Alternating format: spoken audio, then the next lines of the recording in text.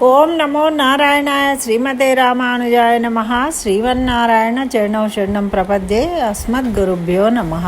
అందరికీ నమస్కారం అండి. మనకు బుధవారం రోజు అంటే ఎల్లుండి అమావాస్య, అంటే ప్రతి మాసంలో చివరి రోజు అమావాస్య వస్తుంది. మరి దీన్ని పుష్య అమావాస్య. దీనికి ఒక ప్రత్యేకత ఉంది. ప్రతి అమావాస్యకు ఒక ప్రత్యేకత ఉంటుందండి. అదేవిధంగా ఈ పుష్యమాసంలో వచ్చే కృష్ణపక్షంలో వచ్చే నెల చివరి రోజు ఈ చొల్లంగి అమావాస్య అంటారు. ఈ చొల్లంగి అమావాస్య యొక్క ప్రత్యేకత ఏంటి, ఏమిటి దీని యొక్క ప్రాముఖ్యత అనేది మనము ఆ రోజు అసలు ఏం చేయాలి అమావాస్య రోజు అని అన్ని వివరాలు కూడా చక్కగా ఈ దానికి సంబంధించిన కథలు, పురాణాల్లో తెలియజేసిన విశేషాలు అన్నీ కూడా మనము ఈ వీడియోలో చక్కగా తెలుసుకుందాము. పూర్తి వీడియోను చక్కగా వినండి. చక్కగా విని ఆచరించడం వల్ల చక్కటి ఫలితాలను పొందుతారు. కాబట్టి ఎక్కడ కూడా వీడియోను స్కిప్ చేయకండి. మరి నచ్చితే లైక్ చేయండి, ఇంకా షేర్ చేయండి. నా ఛానల్ సబ్స్క్రైబ్ చేయకుంటే సబ్స్క్రైబ్ చేయండి. అయితే మనకు ఈ జనవరి 29వ తారీఖు నాడు అమావాస్య అండి. యాక్చువల్గా రేపు సాయంత్రం అమావాస్య వచ్చినప్పటికీ మనకు ఎల్లుండి అమావాస్య తిథిగా మనం తీసుకుంటున్నాం. అయితే అమావాస్య రోజు ఏమేం చేయాలి? అమావాస్య అంటేనే అసలు ఏంటి, నెగటివ్ ఎనర్జీని తీసివేయడం. నెగటివ్ అంటే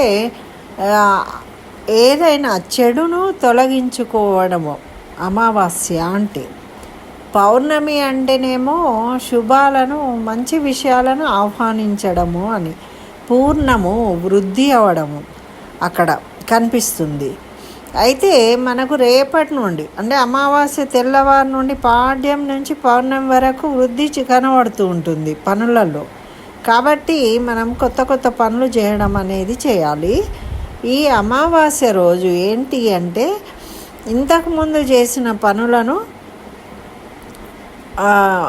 అంటే దాంట్లో లోటుపాట్లను సవరించుకోవడము, ఇంట్లో ఉన్న చెత్త చెదారాలను తీసివేయడము, శుభ్రం చేసుకోవడము. అంటే తెల్లవారి నుండి మళ్ళీ అభివృద్ధి అనేది పొందడం కోసము మనము ఉన్న నెగటివిటీని, అంటే నిరుపయోగమైన వస్తువులు అంతకుముందు నెల రోజుల నుండి మనం వేసిన చెత్తనంతా తీసేసుకోవాలి, క్లీన్ చేసుకోవాలి. అది చాలా ముఖ్యము. ఈ అమావాస్య ప్రత్యేకత. రేపు ఎట్టి పరిస్థితిలో మీరు ఇల్లంతా శుభ్రం చేసుకోవాలి.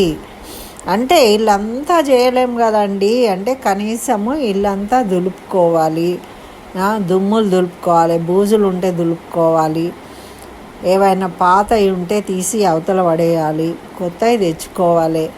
ఇప్పుడు మనకు రీయూజ్ అని ప్రతి చెంచా, టీ కప్పు అన్నీ చూపిస్తూ ఉంటారు. మరి అంత దరిద్రం మనకు అవసరం లేదండి. అన్నీ పనులు లేని వాళ్ళు వీడియోల కోసం చేసి చూపిస్తూ ఉంటారు అవన్నీ.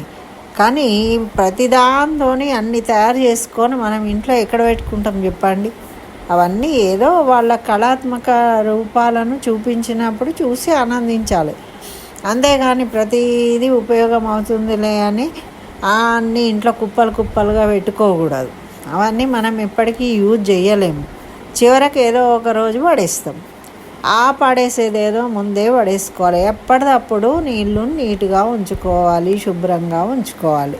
అది ఫస్ట్ మనం చేయాల్సిన పని అమావాస్య ముందు రోజు.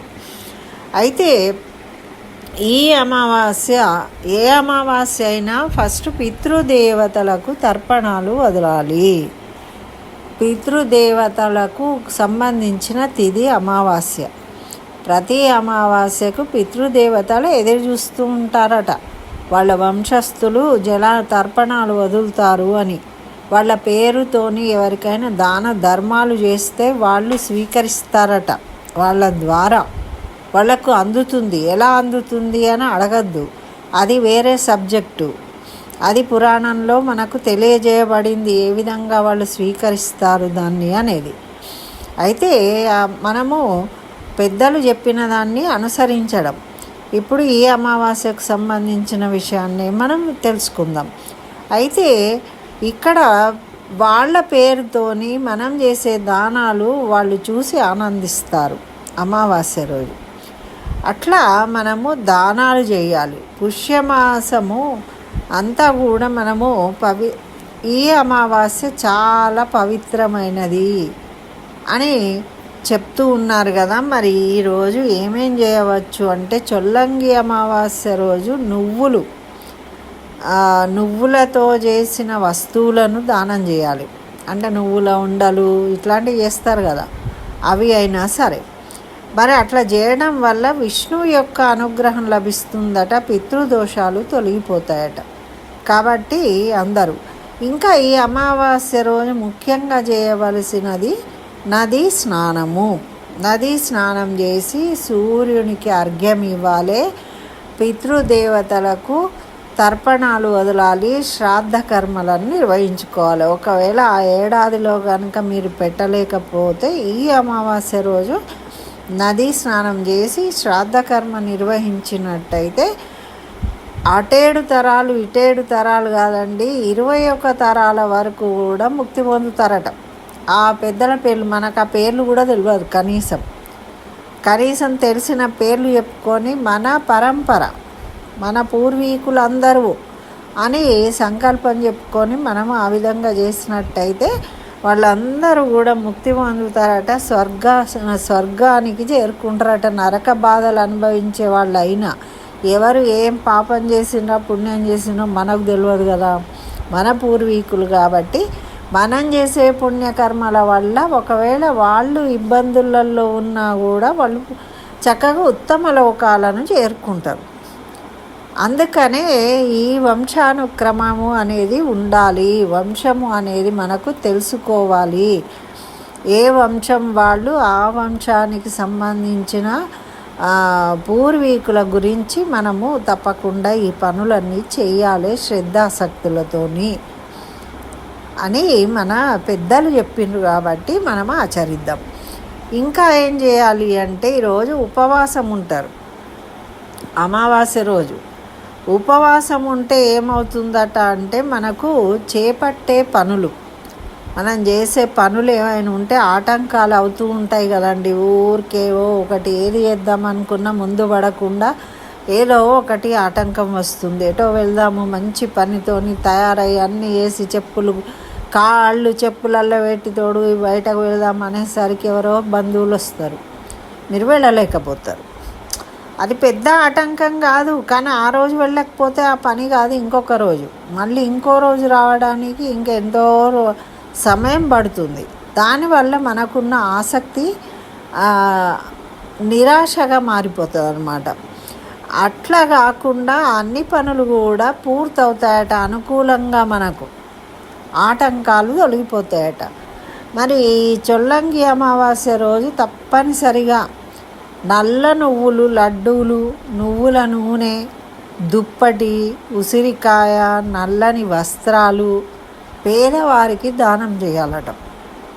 ఎవరైనా పేదవాళ్ళు ఉంటే వాళ్లకు చక్కగా దానం ఇవ్వండి.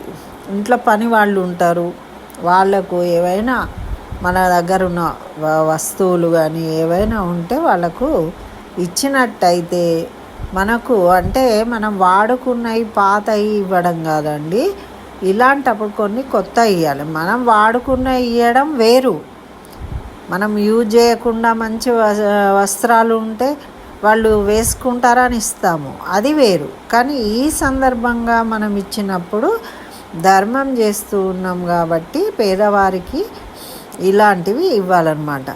మరి చేయడం వల్ల, ఇవన్నీ చేయడం వల్ల ఏమవుతుంది, పితృదోషం తొలగిపోతుంది.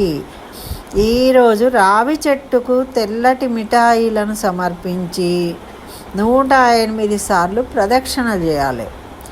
ఆరోగ్య సమస్యలు ఉన్నవాళ్ళు కానీ, ఆర్థిక ఇబ్బందులు ఉన్నవాళ్ళు కానీ, వివాహాలు కాక బాధపడుతున్న వాళ్ళు కానీ, సంతానం కాక బాధపడుతున్న వాళ్ళు కానీ ఈ చొల్లంగి అమావాస్య రోజు రావి చెట్టును పూజించి నీళ్ళల్లో పాలు వేసి ఆ పాలు చెట్టు మొదల్లో వేసి నెయ్యి దీపం వెలిగించి దాని చుట్టూ 108 ప్రదక్షిణాలు చేసి నమస్కరించుకున్నట్టయితే వాళ్ళ కోరికలు తీరుతాయి. ఎందుకు అంటే వాళ్ళకి పితృదోషాలు తొలగిపోయి వాళ్ళ పూర్వీకుల ఆశీస్సులు పొందుతారు వాళ్ళు.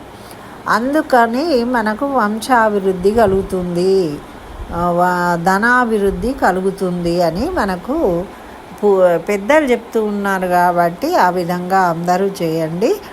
మరి ఇంకా ఈ అమావాస్యకు సంబంధించి ఇంకా విశేషాలను తెలుసుకుంటే ఫస్ట్ మనము నదీ స్నానము అనేది చాలా ముఖ్యమైనది. గోదావరి దీనికి అసలు ఈ పేరు ఎందుకు వచ్చింది, ఈ నదీ స్నానం యొక్క ప్రాముఖ్యత ఏంటి అనేది మనం తెలుసుకుందాం. అయితే ఈ నదీ స్నానం అనేది చాలా విశేషం అన్నమాట.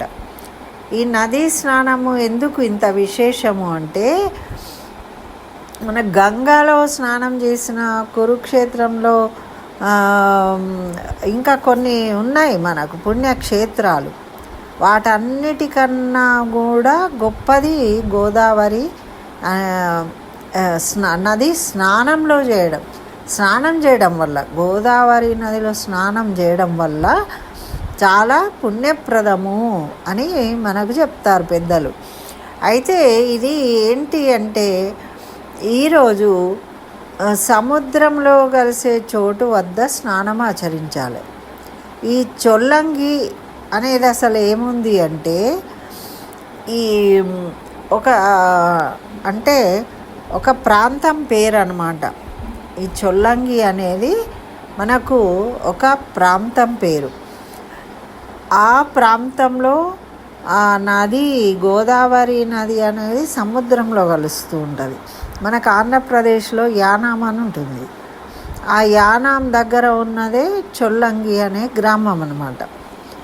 అది నది, గోదావరి నది వెళ్ళి సముద్రంలో కలిసే ప్రదేశం అన్నమాట.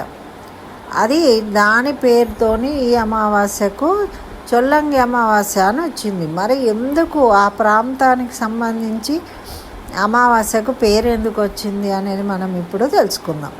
ఇప్పుడు రేవా నది తీరాన తపస్సు చేస్తే ముక్తి కలుగుతుందట. గంగా తీరాన మరణిస్తే ముక్తి కలుగుతుంది. కాశీలో మరణిస్తే అంటారు కదా, ఆ గంగా నది కదా అక్కడ. మరి కురుక్షేత్రంలో దానం చేస్తే ముక్తి కలుగుతుందట. కానీ గోదావరిలో స్నానం చేస్తే ఈ 3 పుణ్యాలు లభిస్తాయట.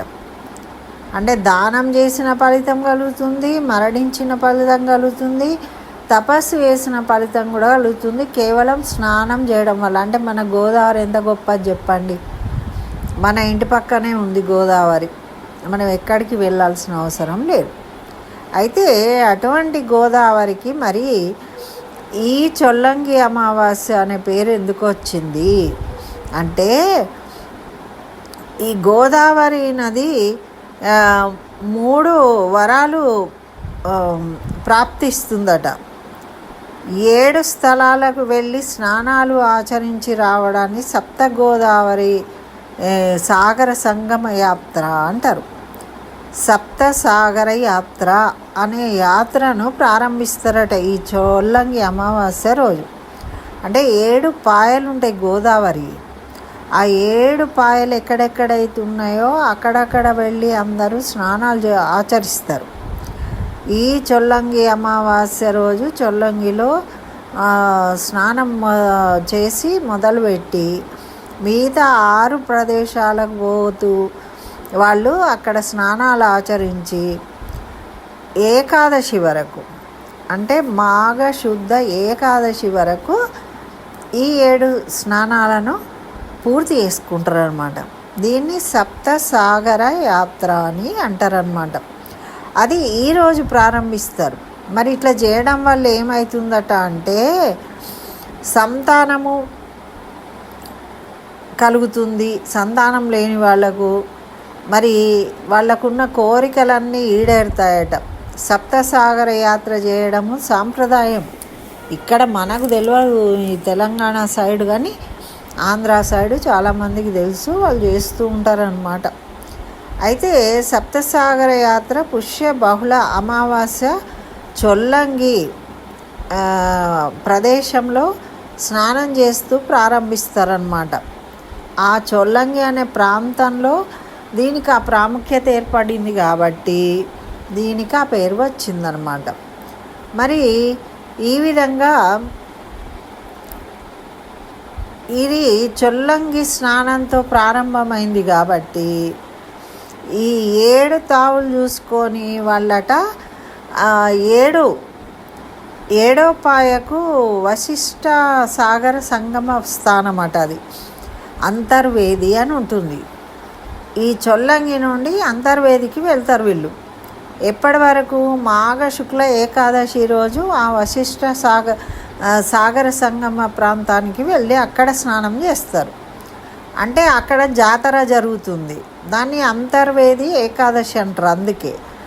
అయితే ఈ విధంగా దీనికి పేరు వచ్చిందనమాట.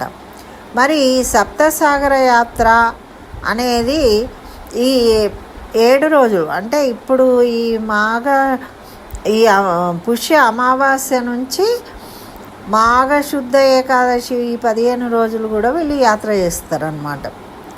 ఈ 15 రోజులు కూడా దీన్ని పర్వదినాలుగా వాళ్ళు భావిస్తారు. మరి అసలు ఈ విధంగా ఈ పేరు రావడానికి ఈ సప్తసాగర యాత్ర చేయడానికి కారణం ఏంటి అనేది మనం తెలుసుకుందాం ఇప్పుడు. ప్రతి సంవత్సరం పుష్యమాసం చివరి రోజు అమావాస్యను చొల్లంగి అమావాస్య అంటాం. మరి చొల్లంగి అనేది తూర్పు గోదావరి జిల్లాలో ఒక గ్రామం అన్నమాట. అది కాకినాడకు దక్షిణంగా ఉన్నది. యానాం వెళ్ళే మార్గంలో ఉందట. 3 మైళ్ళ దూరంలో ఉంటుందట యానాంకి ఈ చొల్లంగి అనే గ్రామం. మరి గోదావరి 7 పాయల్లో సప్త గోదావరి అంటారు దాన్ని. దీనికి తుల్యభాగా అని పేరు అనమాట. ఈ చొల్లంగి దగ్గర ఉన్న పాయకు తుల్యభాగా నది అంటారు. ఆ పాయ చొల్లంగి దగ్గర సముద్రంలో కలుస్తూ ఉంటుంది అన్నమాట. అయితే ఇక్కడ మొదటి స్నానం చేసేవాళ్ళు కాబట్టి దీన్ని చొల్లంగి అమావాస్య రోజు చేస్తారు కాబట్టి.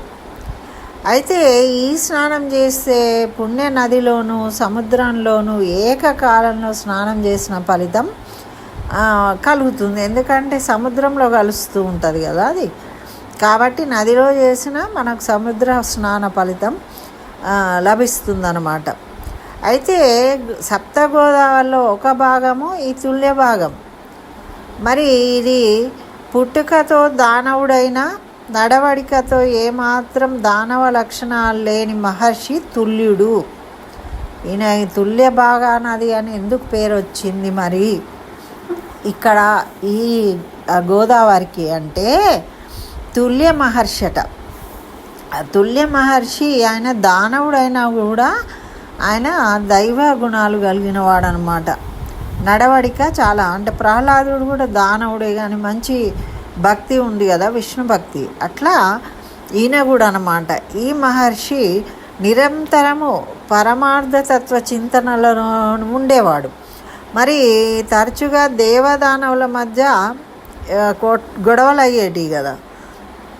ఎప్పుడు దేవతలు రాక్షసులు వివాదాలు జరుగుతూ ఉంటే ఈయన పక్షపాతం లేకుండా చాకచక్యంగా ఏం చేసేవాడు అంటే ఇద్దరికి నచ్చజెప్పేవాడు అనమాట.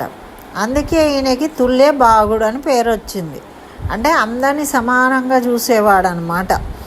కాబట్టి ఈయనకి తుల్య బాగుడు అని పేరు వచ్చింది. ఓసారి ఏమైందట, సప్తగోదావరిలో ఒక పాయని తీసుకెళ్ళి అతను సముద్రంలో కలపాల్సి వచ్చిందట ఈ తుల్యభాగా మహర్షికి. ఎందుకు వచ్చిందట అంటే లోకకంటకుడైన తారకాసురుణ్ణి కంఠంలో అమృతలింగాన్ని కుమారస్వామి ఛేదించిండు.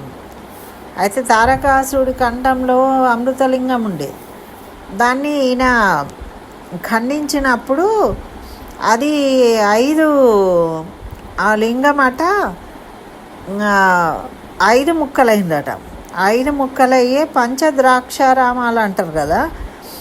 అట్లా అవి దక్షవాటిలో పడిందట ఒక ముక్క. మరి ఆ శకలాలన్నీ ఉన్న గోదావరి జలంతో శుద్ధి చేసి అవి పడ్డ స్థానంలోనే ప్రతిష్ఠించాలని సప్తఋషులు అనుకున్నారు. ఈ ముక్కలు ఎక్కడెక్కడ పడ్డాయో ఆ ప్రదేశంలోనే లింగ ప్రతిష్ఠ జరిపి ఆ పవిత్రమైన గంగాజలం గోదావరి జలాలతోని వాటిని సంప్రోక్షించాలి అని అనుకున్నారట సప్తఋషులు. అనుకొని ఏం చేసిండ్రు అంటే గోదావరి మాతను అర్థించిండ్రు వీళ్ళు. అప్పుడు నదీమతల్లి సరే అని అంగీకరించింది. అప్పుడు ఆ మహర్షులు వెంట దక్షవాటికి వెళ్తూ ఉంది ఆ నది. ఒక్కొక్క మహర్షి వెంట ఒక్కో పాయ బయలుదేరిందనమాట. అయితే దానవుల ఆశ్రమాన్ని ముంచెత్తింది. అప్పుడు సప్తఋషులు అందుకు కోపించిన దానవులు మరి ఆ నీళ్ళు వచ్చే మధ్య ప్రాంతంలో ఉన్న దానవులు అవన్నీ మునిగిపోయినాయట. అప్పుడు వాళ్ళు ఏం చేసిండ్రు, ఆ దానవులు నీళ్లు ఎండిపోయిన నదిలా ఉండుగాక అని శాపమిచ్చారట. ఎండిపోయిన నదిలా ఉండాలని. అప్పుడు శపిస్తే తుల్యభాగ మహర్షి మధ్యవర్తిగా వచ్చిండు. ఈయన అదే కదా దేవతలకు రాక్షసులకు గొడవలు అన్నీ తీర్చేవాడు. అప్పుడు ఈ దానవుల శాపం వల్ల ఆ నీళ్ళు ఎండిపోయినాయట. అప్పుడు ఈ తుల్య మహర్షి మధ్యవర్తిగా వచ్చి రెండు పక్షాల శాపాలను ఉపసంహరించుకున్నాడు, ఇంచేటట్టు చేసిండనమాట. అప్పుడు అది పుష్య బహుళ చొల్లంగి అమావాస్య నాడు తుల్యభాగ సముద్రంలో సంగమించే చోట ఈరోజు ఈ విధంగా ఆ శాప విమోచన చేసి ఉపసంహరింపజేసి మళ్ళీ ఆ నది పాయలను తీసుకొచ్చి సముద్రంలో కలిపిండ్రు అనమాట. ఈ చొల్లంగి దగ్గర ఈ తుల్యభాగ మహర్షి ఆ నదిని తీసుకొచ్చి సముద్రంలో కలిపిండు. అందుచేత ఇక్కడ తుల్యభాగ నది అని పేరు వచ్చిందనమాట. ఈ అమావాస్య రోజు చొల్లంగి ప్రాంతంలో ఈ సంఘటన జరిగింది కాబట్టి ఆ ప్రాంతం పేరుతోని దీని చొల్లంగి అమావాస్య అని వచ్చింది అని మనకు పురాణ గాథ ఉంది. దీని గురించి చాలా పెద్దగా ఉంది కదా. అలాగే మరి ఇంకొక కథ కూడా ఉంది. మరి అమావాస్య ప్రత్యేకతను తెలిపే ఒక పురాణ గాథ కూడా ఉన్నది మనకు దీంతో పాటు. అది ఏంటి అంటే మనకు దక్ష ప్రజాపతికి 27 మంది కుమార్తెలు ఉన్నారు. అయితే వాళ్ళందరినీ కూడా చంద్రుడికి ఇచ్చి వివాహం చేసిండు. అంటే నక్షత్రాలండి, అశ్విని, భరణి, కృతిక, రోహిణి అన్నీ ఉంటాయి కదా, 27 నక్షత్రాలు. ఆ నక్షత్రాలన్నిటిని కూడా చంద్రుడికి ఇచ్చి వివాహం చేస్తే చంద్రుడికి రోహిణి అంటే మాత్రమే ఎక్కువ ప్రీతి కలిగి ఉన్నాడు అని మిగతా నక్షత్రాలన్నీ తండ్రికి కంప్లైంట్ ఇచ్చాయట. వాళ్ళు రోహిణి అంటేనే ప్రేమ కలిగి ఉన్నాడు అని, అందరినీ నువ్వు సమానంగా చూసుకోవాలి కదా, మిగతా భార్యల్ని నిర్లక్ష్యం ఎందుకు చేస్తున్నావు అని ఆ కుమార్తెలు ఫిర్యాదు చేస్తే ఈయన ఎన్నోసార్లు అల్లుడికి నచ్చచెప్పిండట. చెప్పినా కూడా ఏం ఫలితం లేదు. మళ్ళీ మళ్ళీ వాళ్ళు ఫిర్యాదు చేస్తే చివరకు ఆ దక్ష మహారాజు చంద్రుడికి ధోరణి నచ్చలేదట. ఆయనకు కూడా నచ్చక ఏం చేసిండు, నీకు క్షయవ్యాధికి గురి అవుగాక అని ఆయనకు శాపం ఇచ్చిండు చంద్రుడికి. ఇచ్చేసరికి అప్పుడు ఈయన వణుకుంటూ అల్లుడు అప్పుడు శాప విమోచన కలిగించమని ఎవరు కలిగిస్తారు? అప్పుడు ఆ శక్తి ఒక శివుడికి మాత్రమే ఉన్నది అని శివుడి దగ్గరికి వెళ్ళి ఆయన తపస్సు చేసి శివుణ్ణి మెప్పించాడు. ఈ అమావాస్య రోజు ఆ శివుడు ప్రత్యక్షమైండు చంద్రుడికి.